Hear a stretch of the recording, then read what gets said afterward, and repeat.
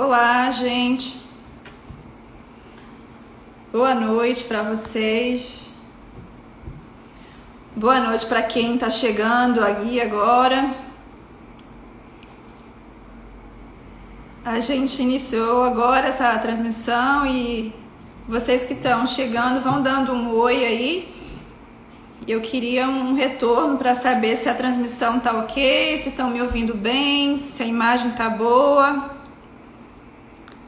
A internet não tá muito boa aqui hoje, então se a imagem não ficar 100% aí, vocês me desculpem, mas tenham paciência de ouvir aí, né? Tomara que a internet ajude a gente.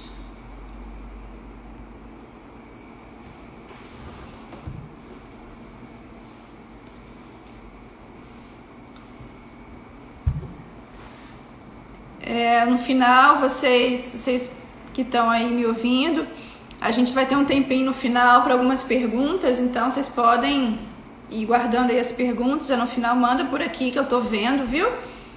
E podem me dando o oi ou joinha para eu saber que eu não tô aqui falando sozinha, que é super estranho. Então, gente, eu vou começar, que as pessoas estão chegando. Oi, Ana. Olá, boa noite todo mundo. Então, eu vou me apresentar para quem não me conhece ainda. Meu nome é Elisa, eu sou médica, psiquiatra. Eu sou do Rio de Janeiro, mas eu tô já atendendo aqui em Teófilo Otoni. Já tem um tempinho, desde 2012. E eu faço consultório aqui na cidade. E também perícia pela Justiça, aqui em Teófilo Otoni e Valadares. Som e imagem boas, que bom. Obrigada pelo retorno aí. Então, e aí eu agradeço o convite da União de Mocidade Presbiteriana, na pessoa do Josias, que me convidou para essa live. E eu agradeço, fiquei muito contente com o convite. Obrigada pela Cissa, pelas orientações tecnológicas aí para eu poder saber mexer nessas coisas todas. E agradeço aí o convite, que eu fiquei muito feliz. Então, gente, vou começar o tema da live de hoje, então, da União de Mocidade Presbiteriana, desse evento que a gente tem, que aliás que eles têm, né, que eu não sou mais da mocidade, Superando Crises, um ponto de vista psiquiátrico cristão. Então, o tema é esse. E então, para começar, eu peguei alguns conceitos do que seria crise, para a gente poder começar sabendo o que é crise. Eu achei várias definições, então eu vou citar algumas. Oi, Vanessa. Boa noite, tudo bom? Então eu vou citar algumas definições de crise. Crise do dicionário Aurélio, a gente encontra lá que crise é um momento perigoso ou difícil da evolução de um processo. É um período de desordem, de busca ou de busca penosa de uma solução. Ou então um momento crítico ou decisivo, uma situação aflitiva. Crise do latim também diz respeito ao momento de decisão, de mudança súbita. E também a origem do grego, a gente encontra que crise é uma ação ou faculdade de distinguir uma decisão. Por extensão, seria um momento também decisivo, um momento difícil. A gente também encontra nessa origem do verbo grego que crise diz respeito a separar, a julgar, a fazer juízo de alguma coisa. Na história a gente vai botando um joinha aí para eu saber que todo mundo tá ok. Na história da medicina, a palavra crise começou sendo usada para se referir ao momento decisivo na evolução de alguma doença. Não é uma evolução sempre ruim, mas seria um momento decisivo ou para a cura daquela doença ou realmente para a morte daquele paciente. Ou crise também, ainda na medicina, diz respeito a alguma dor na história, né, do termo, alguma dor paroxística, que vai e volta, né? Com distúrbio funcional em algum órgão. Na economia, a palavra crise também começou a ser usada a partir do século XIX para indicar uma fase de transição entre um surto de prosperidade e outro de depressão ou vice-versa. E na filosofia e na sociologia é um momento também de desequilíbrio, de questionamento de algumas noções ou princípios que antes pareciam bem estabelecidos e que estão passando por um período de mudança de valores, mudança de crenças. Os momentos de crise, eles vão decidir se alguma coisa perdura ou não e como essa coisa vai continuar depois desse período de crise. Então, de um modo geral, a crise diz respeito, o termo crise diz respeito a um momento, a uma fase, a uma decisão ou uma situação perigosa que pode resultar em algo benéfico ou algo ruim, ou para o indivíduo ou para a sociedade. Nem sempre resulta de algo ruim, pode ser também consequências boas depois desse período de crise. E aí o indivíduo ou a comunidade passa por esse estado transitório de incerteza, de dificuldade, mas também é um período cheio de possibilidades de renovação. A gente fala de crise em relação à pessoa, em relação a uma vida, em relação a uma forma de vida, em relação a um sistema, em relação a uma comunidade ou alguma esfera da ação. É um conceito usado em diversas áreas, sociologia, política, economia, na medicina, em psicopatologia, em várias áreas, né? Crise é um termo muito geral, usado em várias áreas.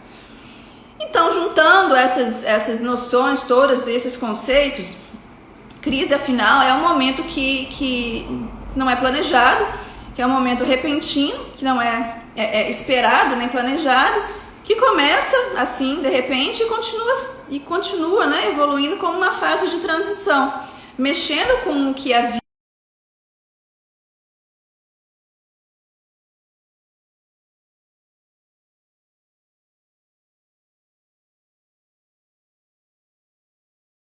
né, que é o nosso assunto. Os exemplos gerais, né? A gente usa a crise como? Crise política, crise econômica, crise espiritual, crise conjugal. Na medicina a gente tem crise hipertensiva, quando a pressão sobe de repente, crise renal, de dor aguda nos rins, crise convulsiva, crise de ansiedade, crise de várias coisas. Na psiquiatria, o que a psiquiatria fala, o que a gente pode... Ei, Beli, boa noite. O que a gente pode falar da psiquiatria? A crise na psiquiatria é toda situação de mudança também, né? Seja a nível biológico, psicológico ou social, que vai exigir, é um momento que vai exigir do indivíduo ou da comunidade ou da sociedade um esforço maior para poder superar, para poder manter o equilíbrio ou a estabilidade emocional. São momentos da vida da pessoa ou de um grupo, né? E que tem uma ruptura desse equilíbrio, desse funcionamento normal das coisas, e perda, né, desses elementos que antes estabilizavam aquela situação. Então pode ser uma fase de perda, uma fase de mudança brusca de algum ritmo de funcionamento, que essas coisas vão colocar em questão o equilíbrio da pessoa e vão exigir da pessoa um esforço maior para superar aquele momento. E essa atitude da pessoa no momento de crise, esse comportamento da pessoa diante de um período como esse, vai ser decisivo. É fundamental a forma como esses elementos da crise são vivenciados durante aquele momento. Como que aquilo vai ser elaborado e utilizado depois. Então, por isso a evolução da crise pode ser maléfica ou benéfica. Dependendo do quê? Dependendo dos fatores externos, logicamente, mas dependendo também de fatores internos, fatores próprios daquela pessoa. Então, quando que pode haver uma evolução desfavorável depois de um período de crise? Quando aqueles recursos pessoais eles estão diminuídos e a intensidade daquele estresse supera aquela capacidade adaptativa do indivíduo. Supera a capacidade da pessoa ter uma reação melhor durante aquele momento. E a crise pode ser uma ocasião também de crescimento, uma ocasião que depois vai haver uma evolução favorável. E o surgimento, quando a pessoa consegue superar aquele período de uma forma boa, ele vai resultar em uma criação de novos equilíbrios e de um reforço aí da capacidade da pessoa adaptar a situações desagradáveis. Então, para quem foi chegando agora, a gente está vendo alguns conceitos de crise. Lembrando que crise, então, é uma fase adaptativa de transição que pode ter uma evolução boa ou uma evolução ruim e que essa evolução vai depender da capacidade adaptativa pessoal e além dos fatores externos, mas também depende dos nossos fatores internos de capacidade de reagir àquele período. E aí, com isso, quais são as reações que uma crise pode gerar? As reações são diversas. Uma crise pode gerar sentimentos de incerteza, mal-estar geral, pode causar desânimo, incerteza, pode chegar mesmo a causar períodos de depressão, angústia. Algumas pessoas têm sentimentos de tédio, sentimentos de solidão. O indivíduo pode reagir. O pastor está também me ouvindo, né? Aí a responsabilidade aumentou. E a pessoa pode reagir também com raiva, com revolta de estar passando por aquele momento, pode estar com nervosismo, pode se sentir frustrada, com muita preocupação, com preocupações excessivas, com medo, com ansiedade. Durante o período de crise, pode acontecer de algumas pessoas que já têm algum transtorno psiquiátrico, daquele transtorno piorar, tanto a curto prazo como a longo prazo. Depois que aquele período passa, ainda assim pode haver consequências em quem já é portador de algum tipo de transtorno psiquiátrico, ou em quem não tem transtorno nenhum. Durante um período de crise, a pessoa, dependendo de alguns fatores, né, predisponentes, que se a pessoa for predisposta a desenvolver alguma coisa, a pessoa pode vir a desencadear algum transtorno decorrente daquele período de crise. Isso também, na hora ali daquele momento da crise, ou então mesmo anos depois que aquele período já passou.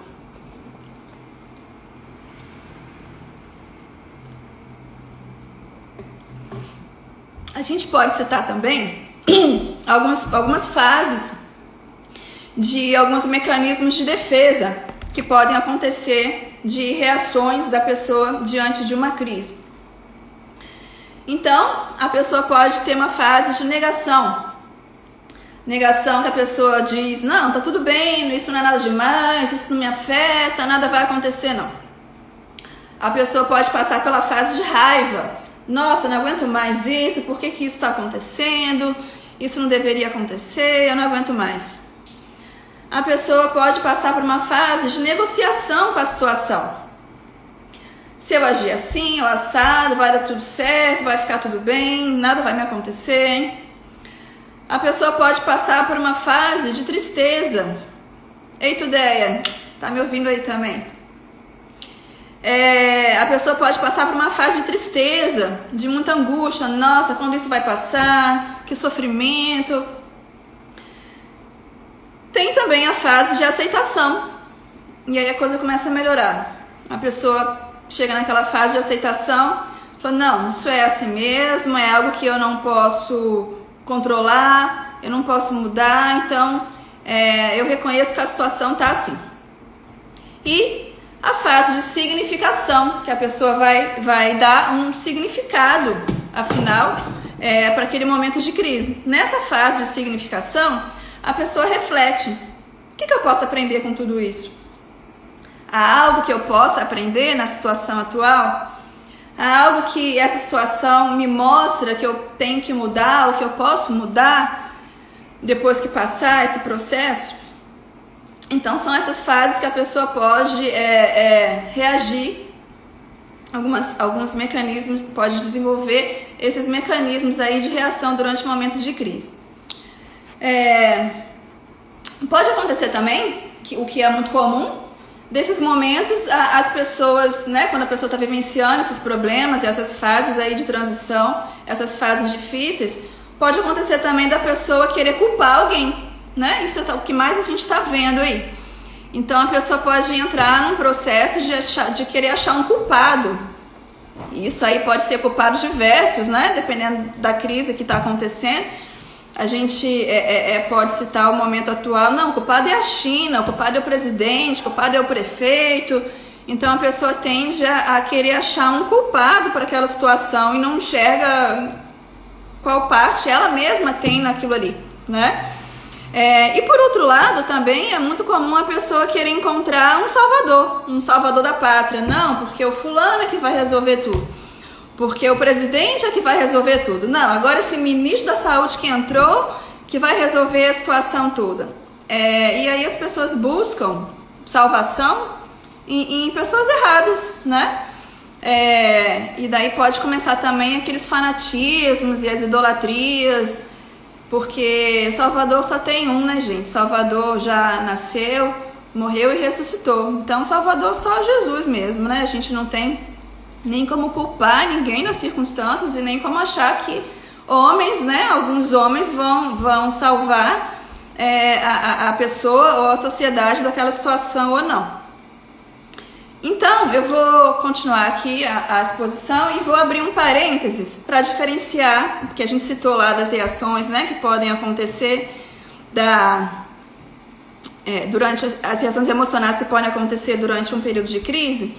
Então, eu vou diferenciar aqui brevemente o medo normal e patológico e a ansiedade normal e patológica. Que, aliás, medo por definição, é um pouquinho diferente de ansiedade. O medo seria medo de uma coisa específica, né? Tô com medo de tal coisa, uma coisa que geralmente é uma coisa existente mesmo, real. A ansiedade é uma preocupação, né? É uma tensão com alguma coisa desconhecida, uma coisa que não é objetiva, que não é direcionado a algum objeto. Enfim, são questões mesmo de nomenclatura mais da área psiquiátrica. Mas o que seria um medo normal e patológico? É normal ter medo? Lógico, é normal ter medo. Medo é um mecanismo de defesa do ser humano, é um mecanismo nosso adaptativo. O medo é importante, o medo normal, ele vai mobilizar estratégias de prevenção daquele perigo, né? Daquele perigo eminente. Então, esse é um medo benéfico. É diferente daquele medo que paralisa. O medo paralisador, ele é desadaptativo. É esse medo que paralisa e que não leva a pessoa a adaptar ao objeto que causa medo, é que vai gerar essa ansiedade patológica. E a ansiedade, existe ansiedade normal? Existe, né? Se ficar ansioso em alguns momentos é normal. Então, a ansiedade também é um mecanismo de adaptação. A ansiedade é a antecipação de uma ameaça futura, uma resposta alguma ameaça desconhecida. Então, essa ansiedade que ela ajuda na nossa adaptação às circunstâncias, que é adaptativa, ela vai nos alertar sobre as ameaças e vai levar a gente a tomar medidas para evitar aquela ameaça ou aquele perigo que a gente acha que existe, né? A gente leva o ser humano a tomar medidas para poder evitar as consequências daquele perigo. Então, essa é uma ansiedade normal. Agora, quando então que essa ansiedade, e essa ansiedade normal geralmente é passageira, né? Resolveu aquela situação ali e acabou. E aí, quando que a ansiedade então é patológica? Quando ela é excessiva, persistente e quando causa limitação funcional e muito sofrimento psíquico e físico também. Então, essa ansiedade patológica, né? Vem principalmente desse sentimento de impotência, da gente ter consciência, né, dos fatos que são alheios ao nosso controle, os fatos que vão expor a nossa vulnerabilidade.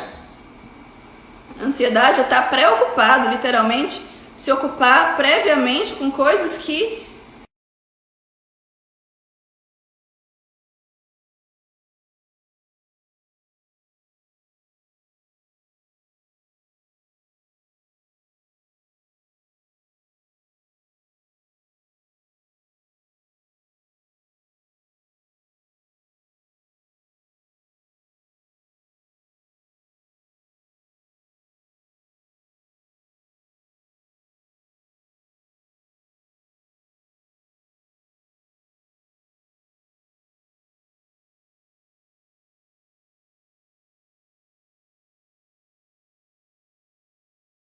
ansioso é estar ansioso o tempo todo. E é o que? Justamente essa ansiedade excessiva, essa ansiedade persistente que eu falei, que é a ansiedade patológica, é aquela que vai dominar o nosso comportamento, o nosso pensamento.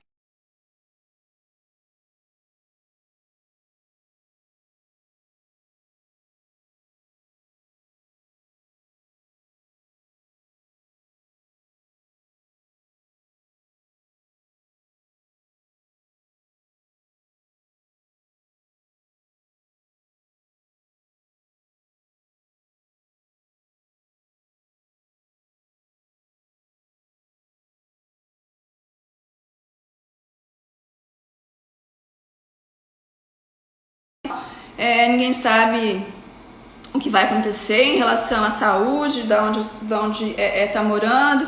Então é uma fase aí de transição, de preocupação e de mudanças. A doutora Annalisa Gigliotti, ela fez um artigo recente para Veja Rio, ela é psiquiatra lá no Rio de Janeiro, e ela citou o seguinte, gente, eu tô falando muito rápido?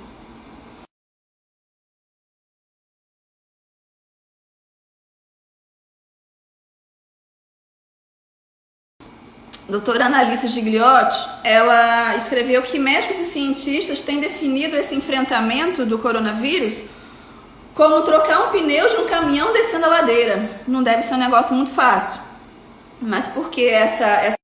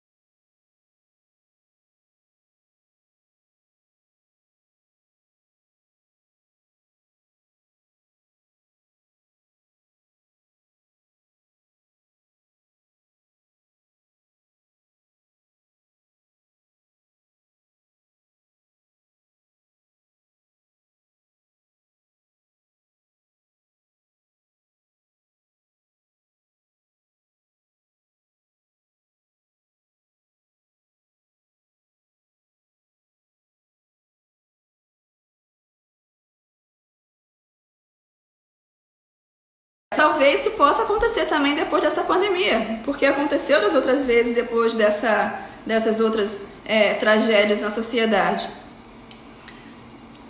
Tem alguém dizendo aí que tá travando muito, mas a internet não tá boa mesmo, gente. Eu acho que não tá boa geral. Mas a gente consegue seguir, né? Espero que outras pessoas estejam vendo aí direitinho. E também na China, né, onde foi que a pandemia começou, já tem estudos dizendo que depois dessa... Travou muito, gente. Dá um joinha aí, um oi alguém para ver se tá funcionando. Voltou?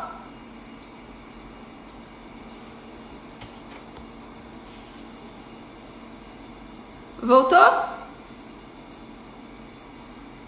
A internet voltou aí para vocês? Bacana? Travando. Aqui também. Ixi. Podemos seguir? Voltou. Beleza. Voltou. Ô, gente, ninguém merece a internet. Então, aí eu estava dizendo que já tem estudos dizendo das consequências na sociedade de algumas outras tragédias anteriores, como, por exemplo, o aumento do consumo de álcool, e na China também, que foi onde tudo começou aí, essa pandemia. As autoridades já registraram aumento do índice de violência doméstica e dos divórcios depois dessa fase aí de ter que ter isolamento social e tudo mais. E vai botando um joinha aí, um coraçãozinho pra eu saber que tá funcionando, gente. Que aí eu dou uma pausa aí se por acaso travar demais. Obrigada pelo retorno. E também teve a epidemia de 2002 de síndrome da angústia respiratória grave, que também houve já alguns estudos após essa outra pandemia lá de 2002 que detectaram na população um aumento do índice de depressão a longo prazo e de transtorno de estresse pós-traumático. Então, estou dando o exemplo de algumas consequências ruins que aconteceram após algumas crises que afetaram a sociedade e a comunidade em grande porte. Então, vamos recapitular. A gente já viu que alguns conceitos e definições de crise, já vimos que essa fase pode levar a mudanças boas ou ruins, né, dependendo de fatores externos e de fatores adaptativos pessoais. Vimos reações que as crises podem gerar e vimos fases também de mecanismos de defesa, diferenciamos medo e ansiedade normal e patológico, comentamos sobre a crise que a gente está vivendo atualmente. E aí agora então a gente vai comentar sobre algumas coisas que a gente pode fazer do ponto de vista de recomendação médica para poder diminuir o estresse, diminuir esse impacto da crise pessoalmente e diminuir a ansiedade que essas crises geralmente geram. Muitas dessas recomendações que a gente lista agora de uma forma organizada já são recomendações que a gente faz mesmo no nosso dia a dia médico, para ajudar a pessoa, do ponto de vista médico-biológico, a melhorar diversas patologias. Mas agora, com essa situação atual da pandemia, essas recomendações estão citadas aí, organizadinhas em diversas reportagens, artigos e publicações de alguns colegas médicos. Então, a gente vai citar, por exemplo, né, alguns... E o tempo passa rápido, né, gente? Nossa, quase meia hora já. Obrigada aí às outras sociedades da mocidade que estão participando. Espero que a transmissão esteja boa aí, gente. Dá um joinha aí, vê se tá bacana.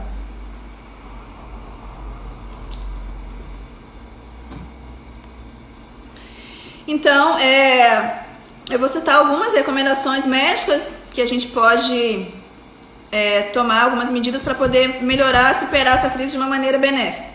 Então, primeiro de tudo, se a pessoa já faz algum tratamento, seja ele psiquiátrico, algum tratamento crônico de alguma doença qualquer, não interromper os medicamentos de uso contínuo.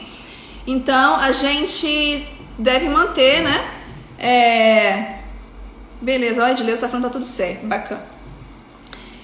Edileuza, obrigada aí pela audiência, por estar tendo paciência de me ouvir.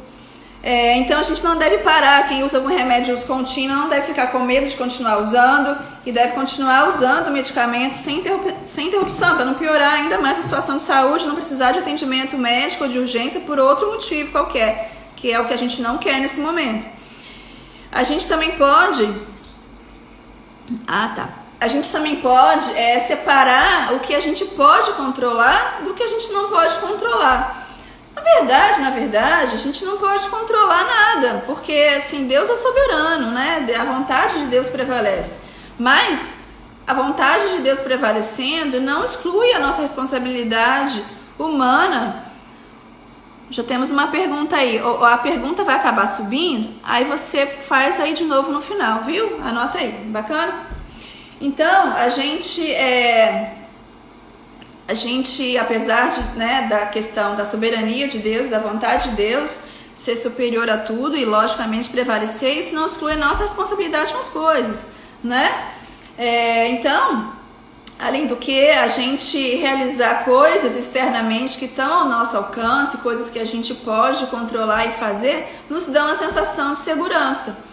Por exemplo, coisas bem simples, gente, né? Nada de especial. A gente pode fazer o que a gente consegue fazer, né? Que a gente de fato controla e que está no nosso alcance. A gente vai cuidar da nossa higiene, né? A gente vai cuidar da nossa asepsia das mãos melhor para poder prevenir a doença. A gente vai cuidar melhor da asepsia da nossa casa.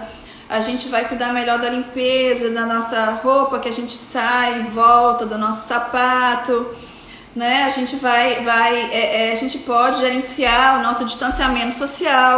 Isso a gente tem controle, a gente pode se precaver, evitando aglomeração, contato social desnecessário nesse momento, né, da pandemia. A gente pode, não só pode, né, como deve, a recomendação atual é essa: se for sair à rua para alguma necessidade, ou quem tem que continuar trabalhando, a gente tem que usar máscara na rua. Essa é uma recomendação, isso a gente pode fazer e controlar, né, isso está ao nosso alcance. A gente, se estiver em casa, a gente pode limpar coisas na casa que a gente não costuma mexer, arrumar nossas gavetas, nossos armários, para poder se sentir útil, organizado de certa forma. Isso não é mania né? Só isso sozinho não é mania de limpeza nem de arrumação. São coisas que a gente pode fazer para nos dar uma sensação de segurança, de organização, com coisas que estão ao nosso alcance. É bom fazer aquela limpeza geral, aquela arrumação geral, separar coisa guardada, jogar fora o que não vai usar mais, ou fazer algumas doações. Esse é um momento bacana para tentar fazer essas coisas. É importante a gente não dar vazão a um excesso de informações. Tem muita informação. Usar máscara e amor ao próximo e respeito aos idosos, com certeza. Meu marido aí, participando de uma forma bacana. Então a gente tem que ter cuidado com excesso de informação. Tem muita informação a todo momento. Informação é uma coisa boa, sim, mas nem sempre. Informação em excesso, informação de fonte duvidosa, informação que a gente não sabe se é verdade ou não, elas não ajudam em nada e vão aumentando ainda mais a ansiedade. Esse excesso de informação sobrecarrega o nosso psiquismo, né? Gera estresse, ele vai gerar angústia. Então a gente tem que separar. Se a gente quer buscar informação, a gente tem que buscar fontes de informações confiáveis, né? Os sites do governo. A gente tem que buscar informações que não são fake news. A gente não deve propagar fake news. Não saiam compartilhando, gente, tudo que vem pela frente, porque algumas notícias estão deixando as pessoas de fato doentes, só de preocupação. Então, evitar o excesso de informação e buscar informação de qualidade, de preferência poucas vezes na semana ou no dia, né? Ou quando for realmente muito necessário buscar alguma informação, né? A gente não pode estar fazendo aglomeração, nem mantendo tanto contato social, mas a gente pode manter o contato social online. A gente pode buscar os familiares que estão longe pela internet, buscar os amigos que também não moram próximo pela internet. Mas o meu bisavô não mexe com a internet, mas telefone ainda existe, né, gente? Então, é uma boa hora de botar o telefone aí para funcionar novamente e ligar para quem não mexe muito com internet, com vídeo. Telefonar e ouvir a voz da pessoa também é legal, não só digitar, né? Quem não tem possibilidade de mexer com imagem online, ouvir a voz ajuda muito e mantém os vínculos, mantém os contatos sociais. Outra recomendação que tem sido feita também é procurar se distrair, procurar se ocupar com bons filmes, com boas leituras, com hobbies bacanas, né? Com coisas que a pessoa gosta. Tem gente que gosta de pintar, de cuidar de plantas, de costurar. Tem muita gente aí que costura e costurava outras coisas, agora costurando máscaras para poder fazer doação ou para vender. Isso é super bacana. Então as pessoas estão se reinventando aí de diversas formas para poder superar esse momento de uma forma bacana, né? Uma recomendação também forte: realizar atividade física. Mas a academia está fechada, eu não posso ir à rua, eu não posso correr na rua, andar de bicicleta, mas, né, na medida do possível, a recomendação é que a pessoa tente fazer alguma atividade física mesmo em casa. A atividade, vocês estão ouvindo aí direitinho, gente? Dá um joinha aí de novo, que quando para de mexer aqui eu acho que travou.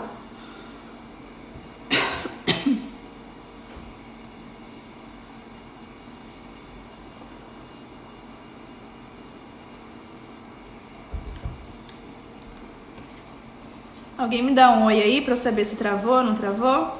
Travou?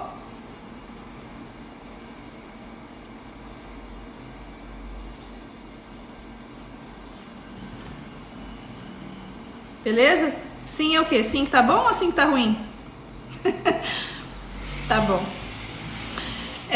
Então, eu estava falando sobre atividade física. A atividade física tem muitos benefícios. A atividade física por si só ela libera hormônios que vão dar sensação de prazer, de tranquilidade, que vão produzir relaxamento. Ela libera as endorfinas que têm essa ação para o humor melhorar, para poder melhorar as dores e o mal-estar. A atividade física ela vai melhorar o condicionamento cardiovascular e vai melhorar a capacidade respiratória. Isso é importante. Se a pessoa por acaso vier a adoecer nesse momento de doença respiratória, a gente quer ter um bom condicionamento pulmonar, um pulmão funcionando bacana, um coração 100%. A atividade física por si só ela melhora a imunidade também. Através dessa interação das substâncias liberadas, ela contribui para poder melhorar a imunidade. A atividade física previne, evita e reduz a obesidade, que é um fator de risco para diversas doenças e é um fator de risco de gravidade para essa pandemia dessa doença do coronavírus. A atividade física também vai ajudar a melhorar a depressão, melhorar a ansiedade, melhora o metabolismo. A gente tem o hormônio do estresse, que é o cortisol. A atividade física ela também vai diminuir o cortisol e a lista de benefícios de atividade física é imensa. Você não precisa ser malhador pesado 2 horas por dia, todo dia. 15, 20, 30 minutos que você faça, dia sim, dia não, de alguma atividade em casa, que seja, já vai ser benéfico para a sua saúde, já sai da faixa de sedentário. A recomendação também é de manter a rotina nas refeições, tentar manter uma rotina de refeições, alimentar bem, com coisas saudáveis, evitar os excessos alimentares. Tem muita gente, que fala assim, não, eu não fumo nem bebo, tô bacana, mas come igual, o povo fala, igual uma capivara grávida de gêmeos, né? Não sei como é que elas comem não, mas deve ser muito, que essa expressão existe. Então, assim, tá errado do mesmo jeito, aí come pra caramba, e come coisas que não são saudáveis, centros de gordura e de doce. E eu gosto muito desse assunto, mas eu não vou me alongar nessa parte, não. Cadê a Dileuza? A Dileuza tá aí me ouvindo ainda? Então, o que acontece? A ansiedade, geralmente, quando a pessoa está preocupada com alguma coisa, esperando alguma coisa acontecer ou não, a ansiedade, que a gente considera, né, por definição, essa ansiedade ela vai diminuir o nosso apetite. Ah, mas eu como por ansiedade. Na verdade, não é bem por ansiedade, por assim dizer, é por estresse. É por cansaço, é por fadiga, é por frustração, é por tédio, é por estresse de modo geral. Porque o estresse vai aumentar o apetite geralmente. A comida, ela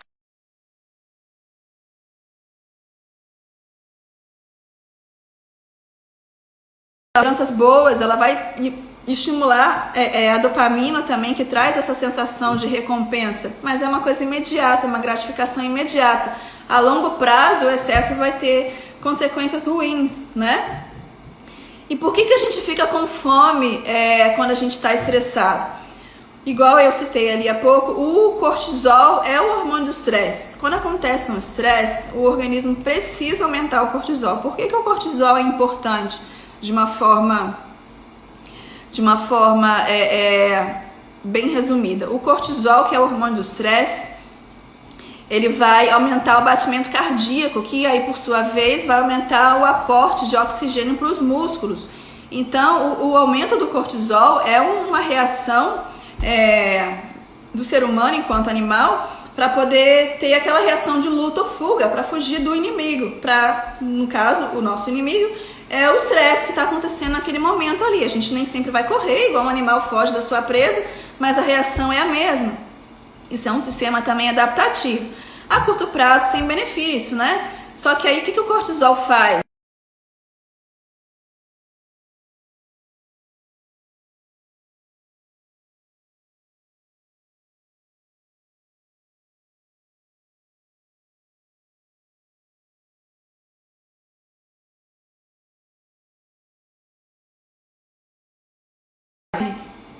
O cortisol ele aumenta a resistência à insulina.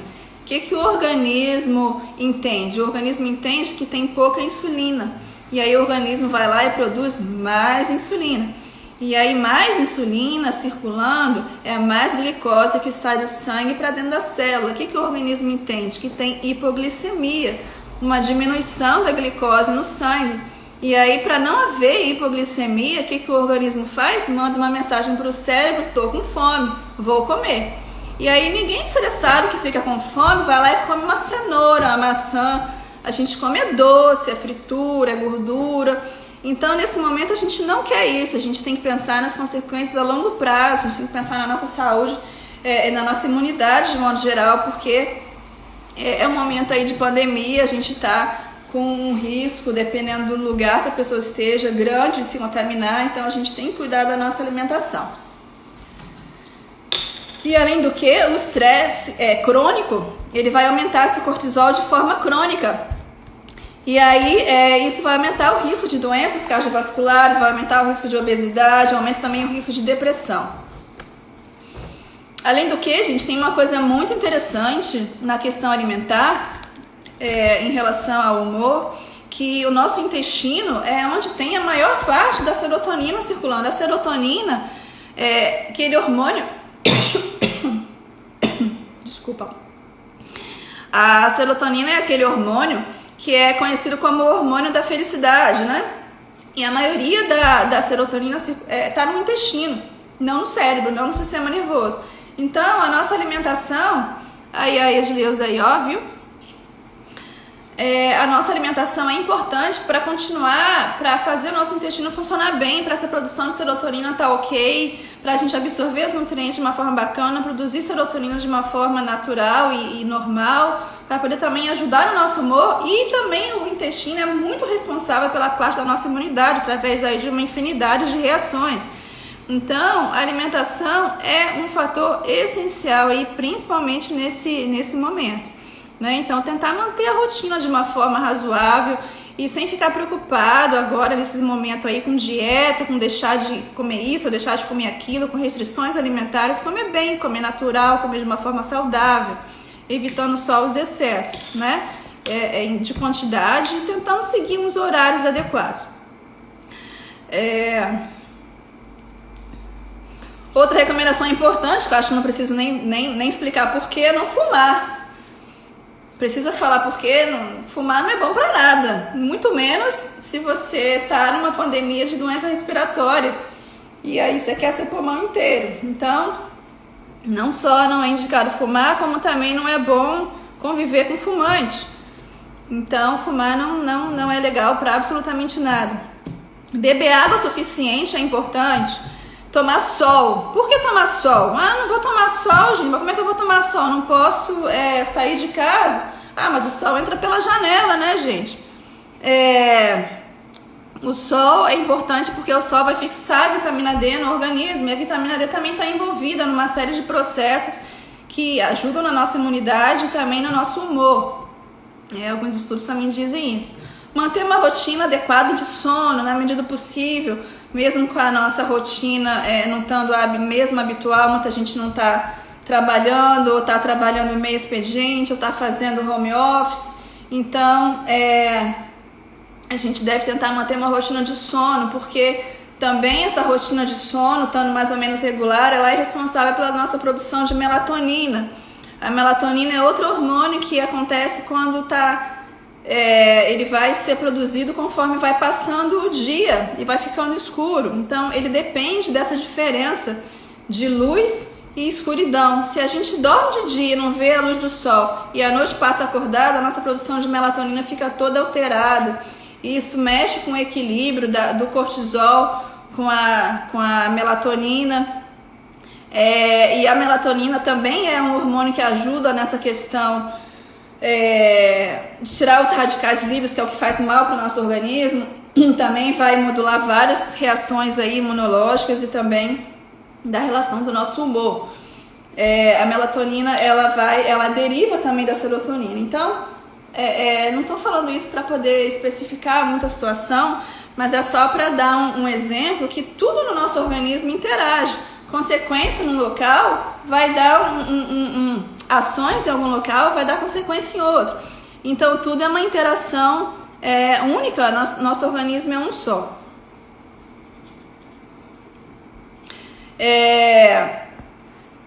Também vou citar aqui, evitar o excesso de álcool. Logicamente, a gente espera, né, que nenhum cristão vá ficar fazendo excesso de álcool, mas muita gente aí que está nos ouvindo pode conhecer alguém que esteja fazendo.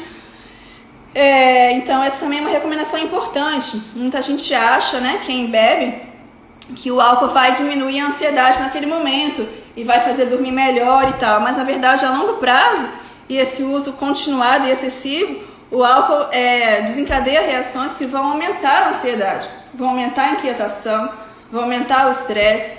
E o álcool, na verdade, ele não dá um sono, não dá mais sono, ele vai prejudicar a qualidade do sono, ele vai prejudicar as fases profundas do sono, vão ficar superficiais, então não vai ser um sono de qualidade.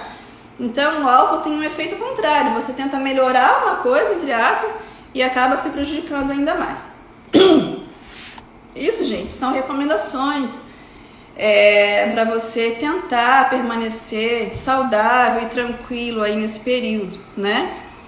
Mas ninguém precisa ficar... Só beber um golinho d'água.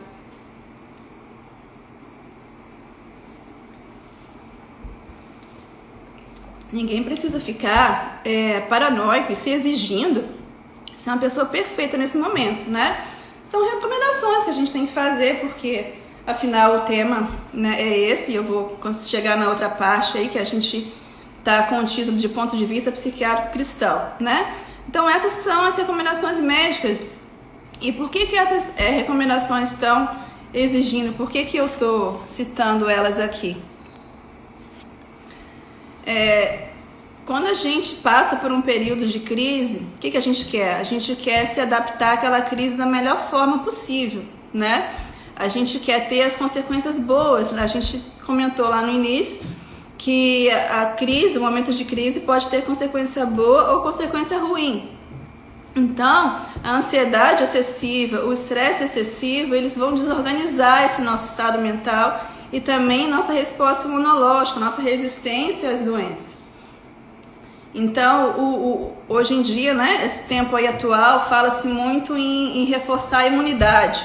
Todo mundo quer reforçar a sua imunidade de algum jeito, né?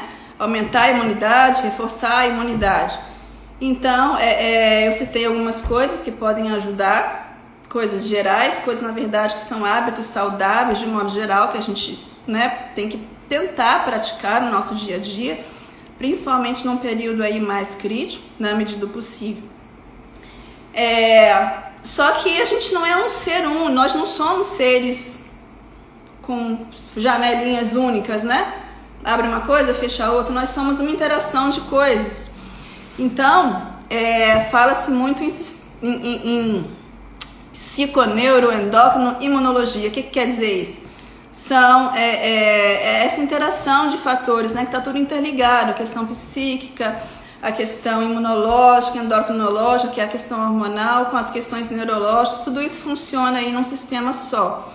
Por mais que para estudar a gente separe uma coisa da outra, tudo isso aí tem várias interligações, né? Então, por que eu estou dizendo isso? Porque a nossa... Voltei, gente.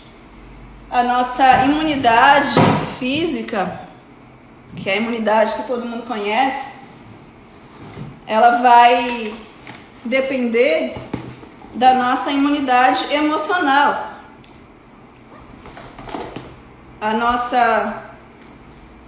Eu roubei eu só vou botar aqui o carregador daqui a pouco, tá acabando, gente. Então, esse termo imunidade emocional, eu roubei do pastor Luiz, que eu vi um sermão dele lá. Ele é de Paraíso, da Presbiteriana Renovada, e eu assisti um sermão dele lá, e ele falou esse termo que eu achei muito interessante. Então, a nossa imunidade emocional vai interferir na nossa imunidade física, e por sua vez, a nossa imunidade emocional, ela vai ser influenciada pela nossa imunidade espiritual. Então, as nossas questões espirituais, elas vão interferir no nosso emocional, que vão interferir, por sua vez, nas nossas questões físicas. Então, tudo isso aí está interligado. Inclusive, Me disseram aqui, gente, que eu posso seguir, porque qualquer coisa a gente encerra e começa outra só pra fechar, né? Então, eu tô seguindo aqui, viu? Enfim, não consigo ligar as duas coisas ao mesmo tempo.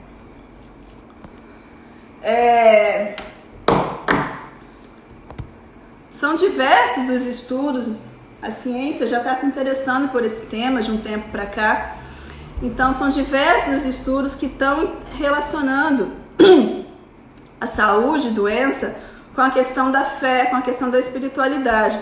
Todos esses estudos, se vocês forem procurar, que são vários, eles correlacionam, fazem essa correlação de um modo positivo, dizendo que a presença de uma espiritualidade desenvolvida e da fé sólida, ela vai contribuir de forma benéfica para diversas coisas, para recuperação de doenças crônicas, como o câncer, para recuperação de doenças cardíacas, ela contribui para a questão da tolerância da dor. Em relação ao suicídio, é um fator de proteção, é um fator que diminui o risco de tentativa de suicídio, ajuda na recuperação de transplantes. Enfim, a questão, a ciência tem se interessado aí a respeito desse assunto de um tempo para cá, mas isso é uma coisa que nós cristãos já sabemos de longa data, porque a Bíblia é bem clara nesse sentido, né? Nós sabemos que Deus, gente, é soberano, igual eu falei lá no início. Então, sem Deus, a gente não consegue fazer nada. A gente não encontra, fora de Deus, a gente não encontra a verdadeira paz, nem a verdadeira alegria. Deus é soberano. Então, eu não tô falando de paz e alegria, mas eu não tô falando no sentido de que o nosso objetivo na vida não é ser feliz, não é ter paz e ter alegria. O nosso fim, nossa finalidade, né, como seres humanos, em primeiro lugar, é glorificar a Deus e nos alegrar nele para sempre. É a primeira pergunta aí do catecismo breve, né, que eu tô aprendendo. Então, o fim do ser humano é a glória de Deus e nos alegrar em Deus para sempre. Então, a gente deve buscar essa paz e essa alegria em Deus em primeiro lugar. E aí, a gente então está começando essa questão desse ponto de vista cristão, correlacionando com as questões emocionais e psiquiátricas. E aí eu vou citar Provérbios 17, 22, diz que o coração alegre é bom remédio, mas o espírito abatido faz secar os ossos. Então, esse versículo já nos diz, né? Então, poucas e tão significativas palavras, ele já cita essa relação da emoção, da saúde emocional, com a saúde espiritual e com a saúde do nosso corpo. Já mostra brevemente essa interação. O coração alegre é bom remédio, mas o espírito abatido faz secar os ossos. Então, eu tirei algumas explicações de um livro chamado Aconselhamento Cristão e as Enfermidades. Então, eu vou citar aqui alguns pontos, algumas considerações, né? Se o nosso tempo encerrar, eu vou fechar essa e começo outra aí pra gente fechar e responder as perguntas, tá bom? Então, antes da queda do ser humano, o ser humano era perfeito, todo mundo concorda com isso. Então, com a queda do ser humano, houve essa morte espiritual e física, houve deturpação desse corpo humano que antes era perfeito. E essa execução da pena no nosso corpo são as enfermidades, são as doenças. Então, as enfermidades, de modo geral, têm consequência, têm relação com essa consequência da queda na criação, que o corpo passou a produzir estímulos nocivos, né? O corpo passou a reagir de forma ruim a essas circunstâncias nocivas, né? Passou a apresentar respostas inadequadas aos estímulos externos que não são favoráveis. E essas são as causas, isso são as causas das doenças, né? Incluindo os transtornos do comportamento. Os transtornos mentais também estão incluídos aí nessa lista de disfunção que o ser humano passou a ter, que são as doenças, correto? Então, todo mundo está sujeito a essa influência dos fatores externos. O fato de ser crente não torna a gente imune à enfermidade, não torna a gente, não faz a gente ficar sem ser suscetível a esse tipo de coisa, de alteração. Mas a gente deve sempre procurar, enquanto cristão, não fracassar em enfrentar esses problemas da vida.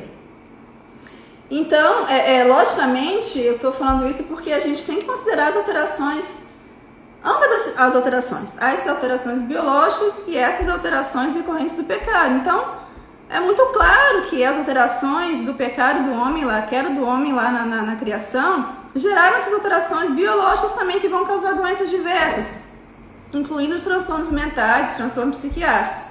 Então não tem essa incompatibilidade de fé com a questão física da pessoa, em alguns momentos, precisar buscar um tratamento médico, precisar buscar uma terapia médica de alguma coisa, um tratamento quando é necessário, seja de que doença for, né? Porque Deus intervém de várias coisas. Então, Deus intervém de várias formas. Então, muitas vezes os medicamentos e os tratamentos são os meios que Deus está agindo na vida da pessoa. São os instrumentos disponibilizados aí por Deus para poder ajudar aquela pessoa a enfrentar um problema, uma doença. Né, gente? Então, voltando aí, quais são os outros versículos, então, que a gente pode analisar, que a Bíblia diz sobre a questão do enfrentamento das alterações emocionais. A transmissão aí continua bacana, gente?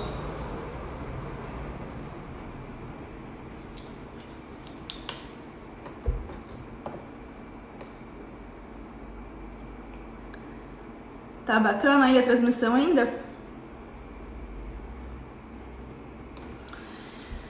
Então, Mateus 11, 28 a 29, diz, Mateus 11, 28 e 29, Vinde a mim todos os que estáis cansados e sobrecarregados, e eu vos aliviarei. Tomai sobre vós o meu jugo e aprendei de mim, porque sou manso e humilde de coração, e achareis descanso para a vossa alma. Então, como eu já disse, devido à queda, todos os homens nascem com alguma deturpação. Tanto que abrange o corpo, como a razão, como a vontade, como as emoções. Então, a gente todos nós nascemos com essas alterações, com essa possibilidade de deturpação física, emocional, da mente, do coração, de modo geral. Então, a gente pode dizer, desse modo, que todos nós nascemos, igual diz o versículo, cansados e sobrecarregados, necessitando desse alívio. E esse alívio só será verdadeiramente obtido mesmo com esse entendimento da nossa condição de pecador, com arrependimento, com o nosso reconhecimento que nascemos pecadores, que precisamos nos arrepender, né? Então, esse alívio só vai chegar, de fato, com essa confiança no Senhor, com essa entrega, com essa confiança, com essa certeza que Deus é Senhor de tudo, né? Que Cristo tomando seu jugo e aprendendo dele em sua palavra, né? Então, a gente precisa confiar, a gente precisa se arrepender, a gente precisa aprender sobre a palavra de Deus, né? Esse descanso é um descanso permanente, o descanso em Deus é um descanso permanente. Esse descanso para a alma é tudo que a gente mais deseja, que é um descanso verdadeiro, é um descanso permanente. E na verdade é o único caminho, o único caminho para encontrar esse verdadeiro descanso mesmo é na palavra de Deus, né? E olha que interessante, esse conselho que Jesus fala nesse versículo, ele não é bom apenas para a alma, ele também beneficia o corpo.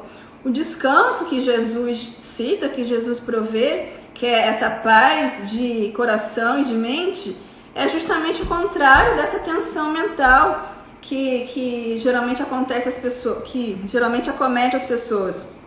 Essa paz de mente e espírito que a gente encontra na palavra é justamente o oposto dessa irritabilidade, ansiedade patológica, dessa tensão, dessa raiva.